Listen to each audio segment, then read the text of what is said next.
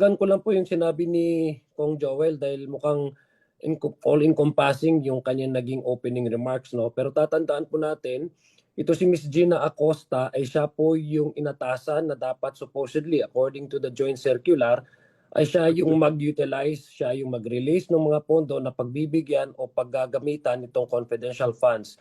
Klaro din po na ang sinabi po niya ay sinurrender niya o tinransfer niya yung kanyang kapangyarihan kay Colonel Lachica na ayon naman sa utos ni Vice President Sara Duterte. In terms of accountability, klaro naman po na nasa nakita natin ng mga dokumento na ang nag-prepare ay si Ms. Gina Acosta pero ina-aproba ito ng Vice Presidente. Yung pagta-transfer po nitong kapangyarihan na to, alam na po natin at very clear po doon sa naging testimonya, direct testimony sa isang kay Ms. Gina Acosta na wala po sa joint circular kung saan nagbibigay ito ng kapangyarihan sa isang security officer para siya ang gumasta at siya yung mag-implement nitong confidential funds na ito. Isa lang po ang klaro, no? Siya mas klaro pa kaysa sikat ng araw, no?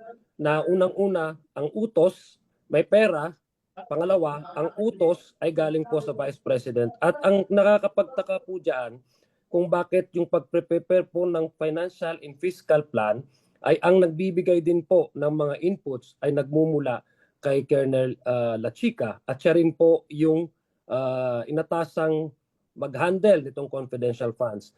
Sa ordinaryo po na kalakaran sa ating gobyerno, alam po natin na ang isang cashier ay hindi rin po magiging auditor. Bawal po yan. Hindi po pwedeng ang nag-identify ng mga proyekto ay siya rin po ang gagamit ng pera na ito at siya rin po ang magsasubmit ng mga liquidation fund dahil nagmumukhang modus operandi po ito, ang mga ganitong klaseng kalakaran.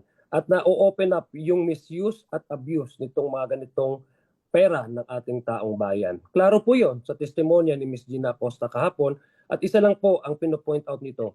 Ang talagang nagko-call ng shots at nag-order sa itong dalawang individual, kay Ms. Gina Acosta being the SDO at saka si Colonel Lachica bilang siya yung nag-implement into confidential funds ay ang Vice Presidente. Klaro po yan sa kanyang testimonya at klaro po ang kanyang kasagutan nung tinanong po siya ni Attorney Ligutan.